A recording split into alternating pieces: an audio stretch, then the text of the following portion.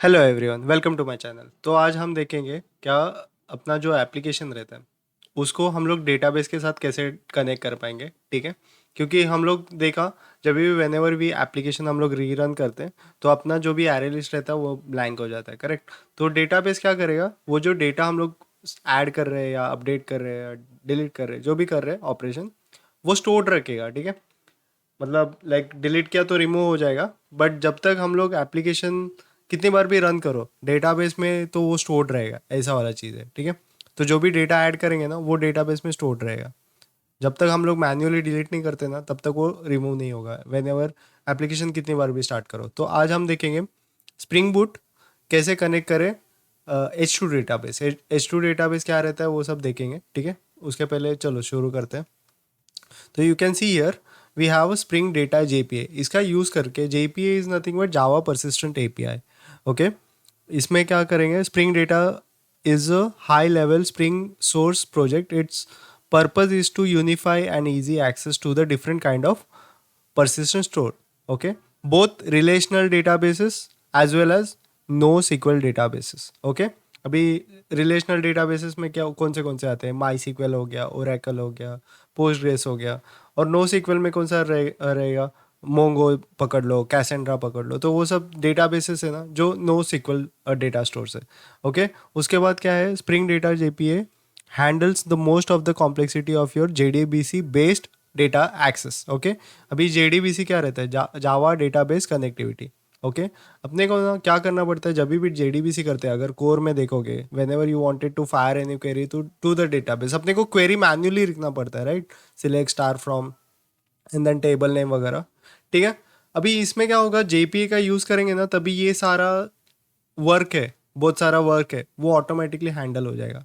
And उसमें हम लोग देखेंगे ORM। Okay, ORM is nothing but object, जो जावा के ऑब्जेक्ट है वो relational mapping. Okay, object relational mapping, जो जावा के ऑब्जेक्ट है वो डेटाबेस के साथ रिलेशनल मैपिंग में कैसे वर्क करेंगे। ओके, उसके लिए हम लोग वो देखेंगे, कोड बेस देखेंगे।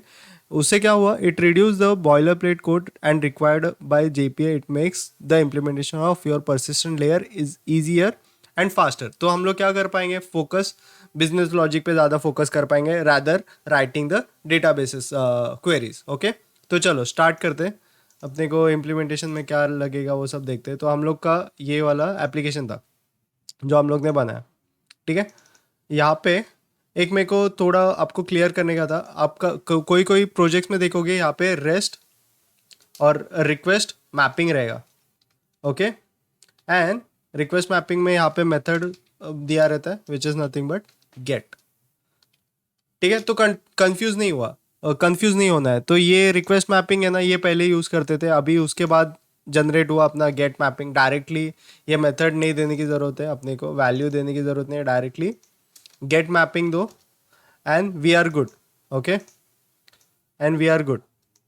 तो ये सब चीज़ है। तो अगर रिक्वेस्ट मैपिंग देगा तो कंफ्यूज मत होना, कुछ नहीं है इतना ज़्यादा। और एक चीज़ मेरे को बताने का था, यहाँ पे हम लोग पैरम में वगैरह सिलेक्ट ये करते हैं, वैल्यू हम लोग लेते हैं। ठीक है, तो अभी कैसे रह सकते हैं, कभी कभी क्या होता है फ्रंट एंड से जो आता है ना, वहाँ पे उसने की को प्रेडिक्ट किया है क्या, let's say user input name. Okay, ये वाला जो चीज़ है ये अलग रह सकता है। ठीक है, मतलब जो भी पोस्टमैन से हम लोग सेंड कर रहे हैं, ठीक है, पोस्ट पुट के लिए, ठीक है, ये नेम सेंड कर रहे हैं तो ये अपने को की मिल जाएगा एज अ की। ओके, यहाँ पे सेट कर दो लो, और यहाँ पे जो स्ट्रिंग नेम है ना, ये वाला की यहाँ पे ऑटोमेटिकली मैच हो जाएगा। तो ये कुछ अलग नहीं है, मेरे को ये थोड़ा कवर करने का रह गया था तो ये अभी मैं कवर कर रहा हूँ। ठीक है, अलग चीज़ नहीं है, कैसे करना पड़ेगा, मेरे को यहाँ पे की में ये जो यहाँ पे ये वैल्यू दिया है ना, ये वैल्यू मेरे को वहाँ पे पुट करना पड़ेगा, और बाय डिफ़ॉल्ट जो फ्लो है ना वैसे ही चलेगा। ये क्या करेगा, ये यूज़र इनपुट नेम नेम में अपेंड हो जाएगा, और जो कोड बेस में जैसे चल रहा है वैसे चल जाएगा। ठीक है, चलो तो अभी हम लोग JPA पे वापस आते हैं। Okay, let's come back to our JPA। तो JPA के लिए डिपेंडेंसी ऐड करना पड़ेगा। ठीक है, तो कौन सा डिपेंडेंसी ऐड करना पड़ता है, let's see that. Okay, firstly अपने को JPA का डिपेंडेंसी लगेगा। तो मैं यहाँ से JPA का डिपेंडेंसी कॉपी करता हूँ, तो you can C. And second is nothing but जो डेटाबेस अपने को यूज़ करना है, तो हम लोग फिलहाल के लिए H2 डेटाबेस यूज़ करेंगे। H2 is nothing but in memory database. Okay, तो इसका यूज़ करेंगे इन मेमोरी डेटाबेस। ये देखो यहाँ पे यूज़ कर रहे हैं हम लोग, अभी फिलहाल JPA सीख रहे हैं तो करके। और ये इन मेमोरी डेटाबेस ना, जितनी बार भी एप्लीकेशन आप रीरन करोगे ना, वो डेटाबेस डिलीट हो जाएगा। क्यों? क्योंकि H2 is nothing but in memory database. When ever your application is running तब तक वो डेटाबेस रहेगा। जब भी आप मतलब बंद कर दोगे एप्लीकेशन, वो इरेज हो जाएगा। तो वो भी हम लोग बाद में देखेंगे, जब भी और डेटाबेसेस देखेंगे लाइक माई सिक्वल, ओरेकल, तो वो टाइम पे देखेंगे हम लोग क्या अपना डेटा कैसे परसिस्टेंट रहता है। ठीक है, तो अभी ये ऐड कर लिया। और भी चीज़ें जो कि प्रॉपर्टीज़ अपने को ऐड करना पड़ेगा, तो जो मैं प्रॉपर्टीज़ अभी फ़िलहाल डाल रहा हूँ, तो ये एप्लीकेशन डॉट प्रॉपर्टीज़ क्या फाइल रहता है बताएगा। इसमें जो भी आपके क्या बोलते हैं कॉन्फ़िगरेशन रिलेटेड फाइल्स प्रॉपर्टीज़ रहते हैं ना, वो एप्लीकेशन प्रॉपर्टीज़ में आते हैं।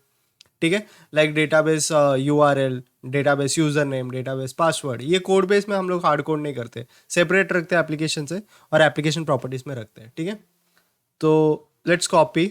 ये मेरे पास ऑलरेडी है, which is where I had specify JDBC data source URL, which is nothing but JDBC H2 MEM is nothing but in memory database. और यहाँ पे मैंने डेटाबेस नेम दिया है, ये आप कुछ भी दे सकते हो। ठीक है, एम्प्लॉई DB या फिर एम्प्लॉई ओनली। ठीक है, तो ये डेटाबेस है करके ये दिया। यूज़र नेम बाय डिफ़ॉल्ट ऐसे रहता है एंड पासवर्ड ब्लैंक छोड़ दो। ठीक है, ये डायलेक्ट क्या है और ये क्या है मैं बाद में कवर करूँगा। ठीक है, पर अभी के लिए इतना कॉपी करके रखो। ओके, ये अगर नहीं भी डालोगे ना फिर भी चलेगा, पर डाल के रखो। ठीक है, बाद में हम लोग एक्सप्लेन करेंगे। और यहाँ पे मैं क्या बोल रहा हूँ, H2 कंसोल एनेबल कर दो। मतलब ना ये जब भी रन होगा ना तभी H2 कंसोल हम लोग एक्सेस कर पाएंगे। तो H2 कंसोल क्या रहता है ना, वो ब्राउजर पे मैं दिखा दूंगा। ठीक है, तो ये प्रॉपर्टीज ऐड किया, तो स्टार्ट करो कोड लिखने का। Firstly what we have to do, we have to create a entity. Okay, अभी ये जो अपना मॉडल है, ये मॉडल को ना हम लोग एज अ @entity मार्क करते हैं। ठीक है, एंटिटी कर दिया, तो उसमें first name, last name and salary रहेगा। ओके, और अपने को JPA ऐड करना पड़ेगा, तो उसके लिए अपने को इंटरफेस बनाना पड़ता है, where will gonna save this into a repository. Okay, and let's say employee repository. Okay, ये कौन से पैकेज में है, रेपोजिटरी। और ये this is nothing but interface है। ठीक है, चलो क्रिएट करते हैं। तो this is our interface. Okay, इसको हम लोग एक्सटेंड्स करेंगे JPA रेपोजिटरी। ओके, ये कहाँ से आ रहा है, स्प्रिंग डेटा JPA। ओके, जो हम लोग ने डिपेंडेंसी डाला उससे। ओके, और इसके अंदर क्या देना पड़ेगा अपने को, दो फील्ड देना पड़ता है। इसके क्लास में जाता हूँ और दिखा देता हूँ। We have to give the class as well as which is the ID। Okay, एक सेकेंड को सोर्स डाउनलोड करते हैं। ओके, तो इसमें क्या देना पड़ता है, class of entity and your ID। Okay, तो लेट्स क्रिएट और probably give our employee entity. Also ID हम लोग इंटीजर रखते हैं। अभी ये हम लोग के एंटिटी में जाओगे ना, तो this is nothing but entity. ठीक है, एंटिटी मतलब जो डेटाबेस में आपका स्टोर होगा। ओके, जो ऑब्जेक्ट आपका रिलेशंस में स्टोर होगा। ठीक है, इसमें ना एक मिसिंग है अपना, which is nothing but private int ID। Okay, इसको ना @ID एनोटेशन दो। @ID जब भी देते हैं ना, तो ये एज अ ट्रीट करता है प्राइमरी की। ओके, और यहाँ पे लिखो generated value which is nothing but strategy, और स्ट्रैटेजी बोल दो ऑटो। ओके, मतलब इंक्रीमेंट होगा ये 1 2 3 ऐसा 1 बाय 1 जितने भी रिकॉर्ड ऐड करते जाएंगे ना, ऑटोमेटिकली इंक्रीमेंट होते जाएगा। ठीक है, इसके लिए गेटर सेटर बना दो बाय डिफॉल्ट। ओके, ID का गेटर सेटर बन गया, ये हटा दो।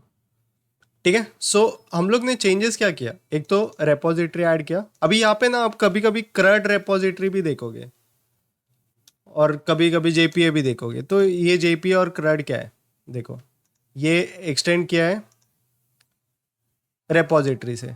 ठीक है, विच इज इंटरफेस, और ये एक्सटेंड करता है CRUD रेपोजिटरी को भी और JPA रेपोजिटरी को। तो ऐसा कुछ अलग चीज़ नहीं है, ठीक है।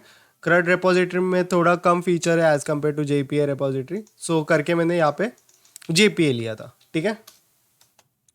तो डोंट वरी, क्या फीचर कम है वो सब इतना मायने नहीं लगता अभी के लिए, फिलहाल के लिए आप फोकस करो क्या यहाँ पे JPA रेपोजिटरी लेके, ठीक है। एंड सेकंड चीज़ हम लोग ने इंट्रोड्यूस किया एंटिटी, जो अपना मॉडल क्लास था ना उसको हम लोग ने एंटिटी मार्क किया और इसमें ये दो एक फील्ड ऐड किया और उसमें एनोटेशन दिए @ID which is for creating primary की, एंड ये generated value which is nothing but auto increment करने का, ठीक है।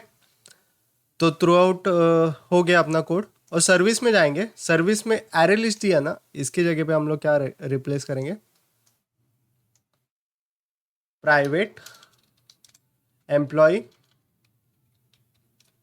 Repository, employee repository, okay. और इसको ऑटो वायर करना पड़ेगा क्योंकि अपने को डिपेंडेंसी इंजेक्ट करने का, ठीक है। इसका ऑब्जेक्ट चाहिए, ठीक है, रेपोजिटरी का। नाउ थोड़ा कोड बेस में चेंज आएगा सर्विस में, बाकी तो कंट्रोलर वगैरह तो वैसे ही रहेगा, ठीक है। एम्प्लॉय रेपोजिटरी में अपने पास कुछ मेथड अवेलेबल है, अपने को क्वेरी लिखना नहीं पड़ेगा। तो ये फाइंड ऑल क्या करेगा, सारे जो डेटाबेस में रिकॉर्ड्स रहेंगे वो रिटर्न कर देगा, ठीक है। तो एक सेकंड दिखाता हूँ। तो इसमें देखो फाइंड ऑल है, ठीक है। तो we can able to find all the records. उसके बाद whenever we wanted to add any new record, ठीक है, तो क्या करना पड़ेगा, एम्प्लॉय रेपोजिटरी डॉट सेव बोलना पड़ेगा, ठीक है। तो सेव हो जाएगा।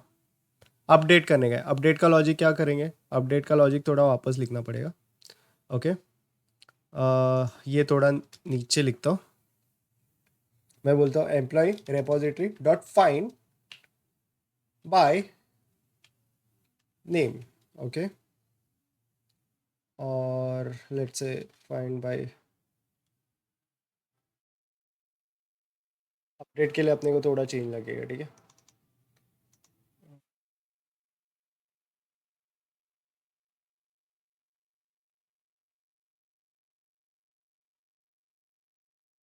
यहाँ पे ना नेम की जगह पे ना हम लोग आईडी पास कर लेते हैं, ठीक है।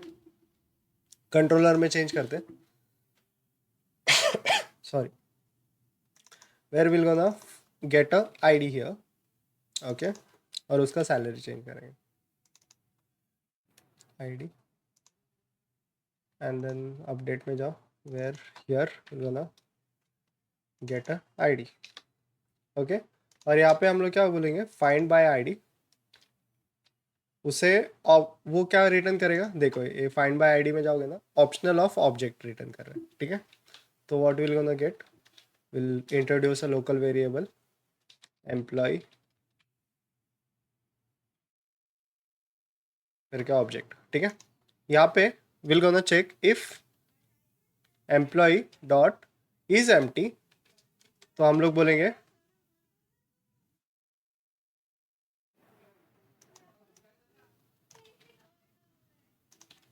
Employee not found with this ID, okay, ID. Else अगर मिल गया,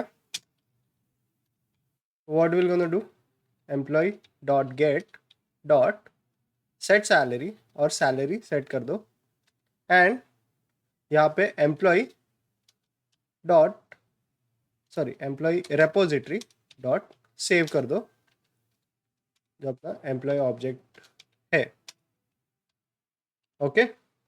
और जैसे ही सेव हो जाएगा रिटर्न कर दो एम्प्लॉय अपडेटेड सक्सेसफुली, ठीक है। तो ये चेंज कर डालो, ओके, अपने को, ओके, ठीक है। तो ये अपडेशन का कोड हो गया, और डिलीट का भी अपने को थोड़ा कंट्रोलर में चेंज लाना पड़ेगा, ठीक है। तो यहाँ पे विल गोना एक्सेप्ट आईडी, या int ID, sorry, int ID, and will gonna pass ID, या थोड़ा इसमें जाके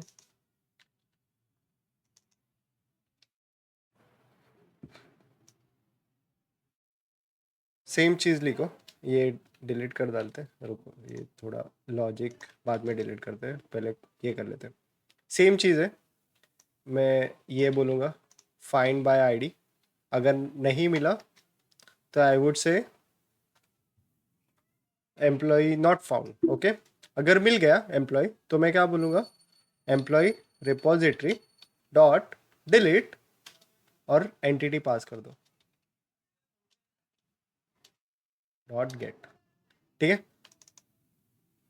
एंड हो गया डिलीट, अगर सक्सेसफुल हुआ तो हम लोग बोल सकते हैं एम्प्लॉय डिलीटेड सक्सेसफुली, ठीक है। तो ये देखो हम लोग ने क्या किया, जेपीए रिपोजिटरी को एक्सटेंड, ये जेपीए रिपोजिटरी में जाओगे तो we had extend JPA repository. Okay, JPA repository में क्या है, एंटिटी, एंटिटी मतलब अपना एम्प्लॉय एंटिटी।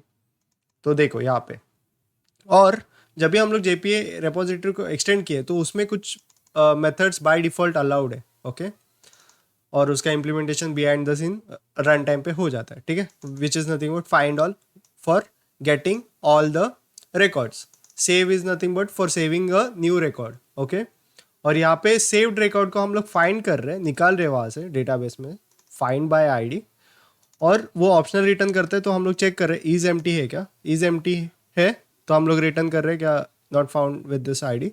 एल्स अगर मिल गया तो सेट कर रहे हैं सैलरी, और वही डेटा हम लोग वापस वही एंटिटी वापस स्टोर कर रहे हैं, ठीक है। डिलीट में भी सेम कर रहे हैं, फाइंड कर रहे हैं फाइंड बाय आईडी, अगर इज एम्प्टी रहेगा तो can not find by ID, और एल्स यहाँ पे डिलीट का मेथड बाय डिफॉल्ट अपने पास अवेलेबल है। तो अपने को क्वेरी लिखना पड़ा नहीं, जीरो क्वेरी। अभी चलो रन करके देखते हैं ये फ्लो चल रहेगा properly.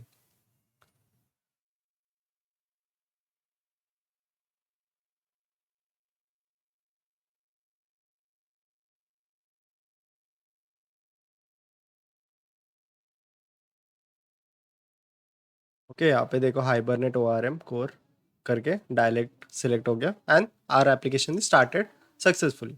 Let's go into our get API।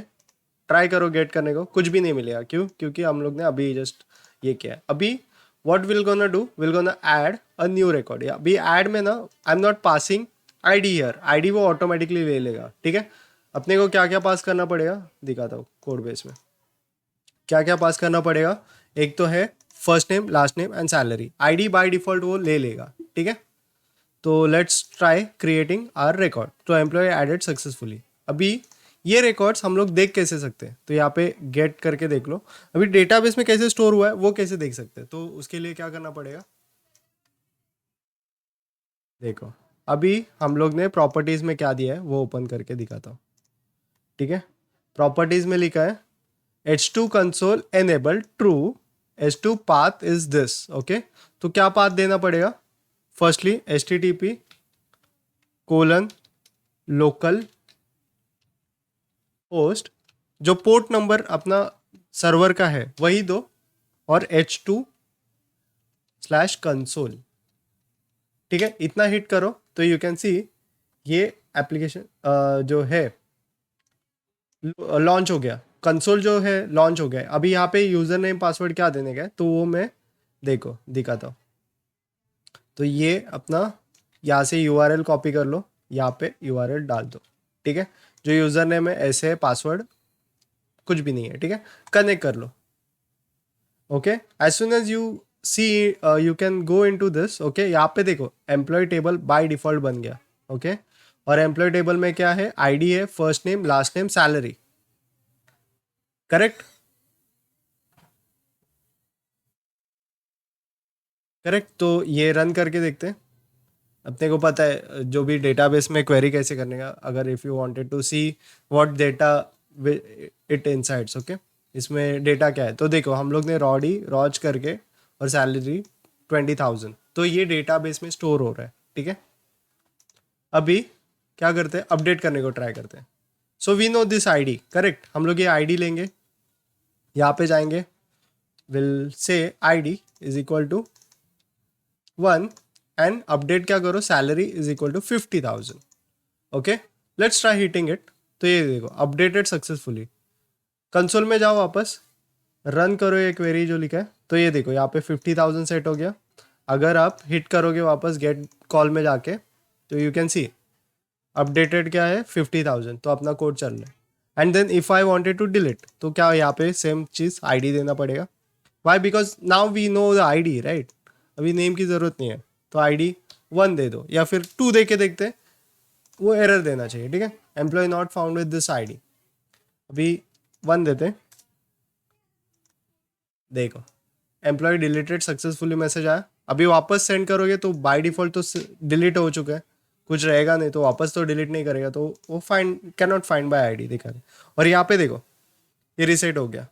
Okay, अभी यहाँ पे ना एक चीज़ है, एक क्या बोलते हैं, ड्रॉबैक है इसका, कि ये इन मेमोरी डेटाबेस, अभी यहाँ पे एक रिकॉर्ड दिख रहा, करेक्ट। ये ID2 ले लिया, वाई? बिकॉज नया रिकॉर्ड ऐड हो गया, और बाय डिफॉल्ट 1 2 3 लेते जाते जब तक हम लोग स्कीमाज उसके रिसेट नहीं करते, ठीक है। तो अभी चीज़ क्या है पता है क्या, अभी मैं एप्लीकेशन रिस्टार्ट करूँगा ना, तो वो डेटा चला जाएगा। तो यही एक ड्रॉबैक है इन मेमोरी डेटाबेस का। रुको मैं दिखाता हूँ।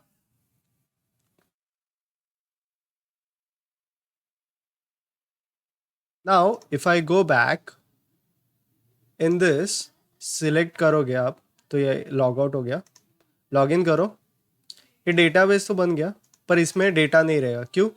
हम लोग ने तो लास्ट टाइम ऐड किया था, पर जब भी एप्लीकेशन रीरन करोगे ना, इन मेमोरी डेटाबेस से रिमूव हो जाता है। तो करके हम लोग इन फ्यूचर में माई सीक्वल देखेंगे, ओरेकल देखेंगे, जहाँ पे अपना डेटा परसिस्टेंट रहता है, कभी डिलीट नहीं होता, ठीक है। अनटिल एंड अनलेस हम मैन्युअली डिलीट ना करो तब तक, ठीक है। Okay, thank you everyone.